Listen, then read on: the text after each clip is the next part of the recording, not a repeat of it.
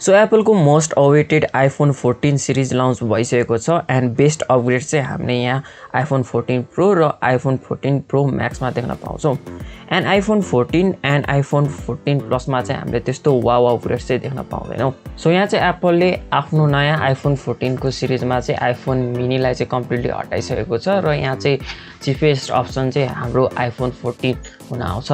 So भिडियोको first पार्टमा चाहिँ हामी iPhone 14 र 14 प्लसको बारेमा कुराकानी गर्नेछौँ र यसको सेकेन्ड पार्टमा चाहिँ हामी आइफोन 14 प्रो र यसको प्रो म्याक्स भेरिएन्टको बारेमा कुराकानी गर्नेछौँ। सो आइफोन 14 र 14 प्लसमा चाहिँ दुईटैमा हामीले चाहिँ पहिलाकै 60 हर्जको चाहिँ ओलेड डिस्प्ले देख्न पाउँछौँ। दुईटैको स्पेक्स नि सेम छ, जस्ट यसको स्क्रिन साइजमा चाहिँ अलिकता डिफ्रेन्स छ। एउटा चाहिँ तपाईँको 6.1 इन्चको डिस्प्ले हो भने अर्को चाहिँ तपाईँले 6.7 इन्चको डिस्प्ले देख्न पाउनुहुन्छ। सो नयाँ पन्च होलवाला डिस्प्ले चाहिँ तपाईँले यसको प्रो भेरिएन्टहरूमा मात्र देख्न पाउनुहुन्छ। सो कमिङ टु प्रोसेसर, यहाँ चाहिँ दुईटै फोनमा चाहिँ तपाईँको लास्ट इयरको A15 बायोनिक चिपसेट युज गरिएको छ, जसमा चाहिँ जस्ट जिपियूमा चाहिँ केही माइनर इम्प्रुभमेन्ट्स गरिएको छ। पहिला चाहिँ तपाईँले आइफोन 13 को A15 मा चाहिँ 4वटा जिपियू कोर्स पाउनुहुन्थ्यो भने चाहिँ योचोटिको A15 बायोनिकमा चाहिँ तपाईँले यहाँ 5वटा जिपियू कोर्स पाउनुहुन्छ, जसले गर्दा त्यस्तो फरक चाहिँ नपार्ला। कज अलरेडी चाहिँ तपाईँको A15 बायोनिक चाहिँ तपाईँको एन्ड्रोइड भन्दा निकै फास्ट छ, सो त्यस्तो धेरै डिफ्रेन्स चाहिँ यसले नपार्ला। So talking about the camera, iPhone 14 र 14 प्लसमा चाहिँ तपाईँले पहिलाको जस्तै 12 मेगापिक्सलको क्यामेरा पाउनुहुन्छ।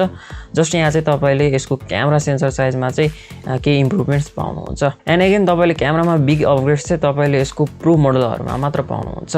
त्यसै गरी आइफोनमा चाहिँ तपाईँको सेल्फी क्यामेरामा चाहिँ अटो फोकसको चाहिँ फिचर थिएन, सो योचोटि चाहिँ एप्पलले चाहिँ त्यसलाई पनि इम्प्लिमेन्ट गरेको छ। सो सेल्फी क्यामेरामा चाहिँ तपाईँले अटो फोकसको फिचर पाउन सक्नुहुन्छ।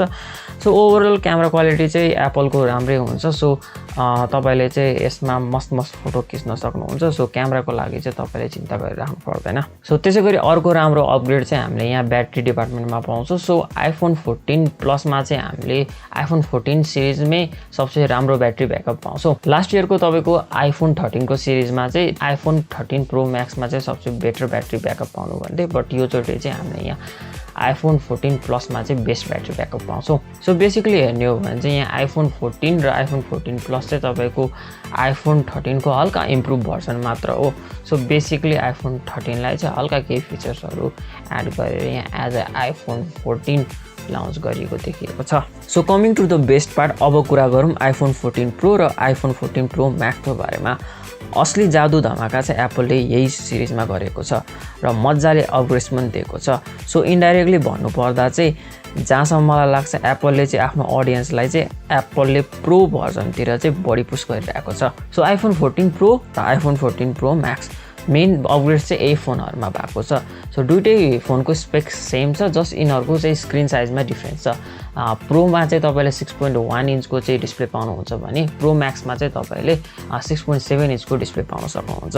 सो फाइनली चाहिँ आइफोनले आफ्नो आइफोन 14 प्रो र प्रो म्याक्समा चाहिँ आफ्नो आइकोनिक नचलाई चाहिँ टाटा बाइबे गरिसकेको छ र इन्स्टेड अफ द्याट हामीले चाहिँ यहाँ पिल सेप्ड क्यामेरा कटआउट देख्न पाउँछौँ। सो यो पन्च होल कटआउटलाई चाहिँ आइफोनले चाहिँ तपाईँको डाइनामिक आइल्यान्ड नाम दिएको छ। सो पन्च होल डिस्प्ले चाहिँ नयाँ होइन एन्ड्रोइड युजरहरूमा, बट जुन वेले चाहिँ एप्पलले आइफोनमा इम्प्लिमेन्ट गरेको छ त्यो चाहिँ अलिक क्रेजी र नेक्स्ट लेभल नै छ। क्यामेरा कटआउटलाई चाहिँ यहाँ एप्पलले एनिमेसन ट्रान्जेक्सन युज गरेर चाहिँ एज अ फिचर्सको रूपमा प्रयोग गरेको छ। सो इभन तपाईँलाई कल आउँदा, एयरपोर्ट कनेक्ट गर्दा, फोनलाई यदि साइलेन्ट या नर्मल मोडमा राख्दा पनि तपाईँको त्यो नचले चाहिँ तपाईँलाई एनिमेट गरेर देखाइदिन्छ र त्यसै गरी इभन फेस अनलक गर्दा, म्युजिक प्ले गर्दा पनि त्यो एनिमेट भइरहेको हुन्छ।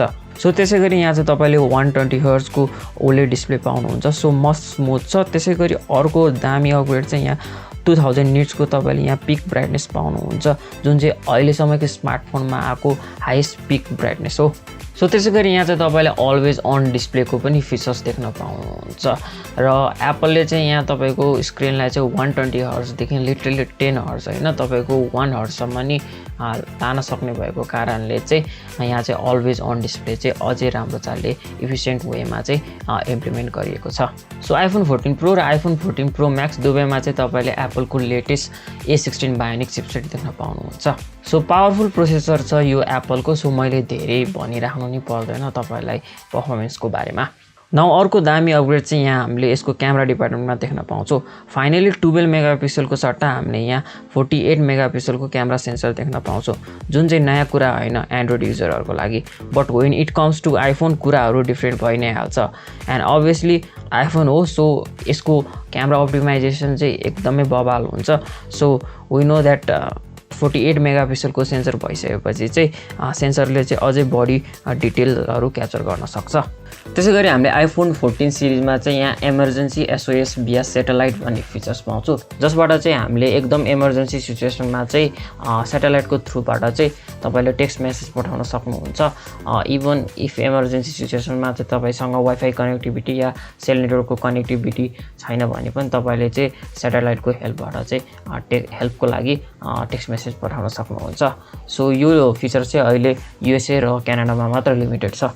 सो अब प्राइसको कुरा गर्ने हो भने चाहिँ आइफोन 14 को प्राइस चाहिँ तपाईँको $799 स्टार्ट हुन्छ र त्यसै गरी आइफोन 14 प्लसको प्राइस चाहिँ तपाईँको $899 रहेको छ र त्यसै गरी आइफोन 14 प्रोको प्राइस चाहिँ तपाईँको $999 रहेको छ र यसको प्रो म्याक्स भेरिएन्टको लागि चाहिँ तपाईँले $1099 पे गर्नुपर्ने हुन्छ। सो आइफोन 14 सिरिज नेपालमा आउँदासम्म यसको प्राइस कति पर्ला त? यसको एक्सपेक्टेड प्राइस चाहिँ म तपाईँलाई स्क्रिनमा राखिदिनेछु। सो आजको भिडियोमा चाहिँ यति नै गाइज। आई होप तपाईँहरूलाई भिडियो मन पऱ्यो होला। सो भिडियो मन परेमा लाइक, कमेन्ट, सेयर, सब्सक्राइब सबै कुरा गरिदिनु होला र म भेट्छु तपाईँहरूलाई एउटा अर्को नयाँ भिडियोमा। Thanks for watching. See you in the next video.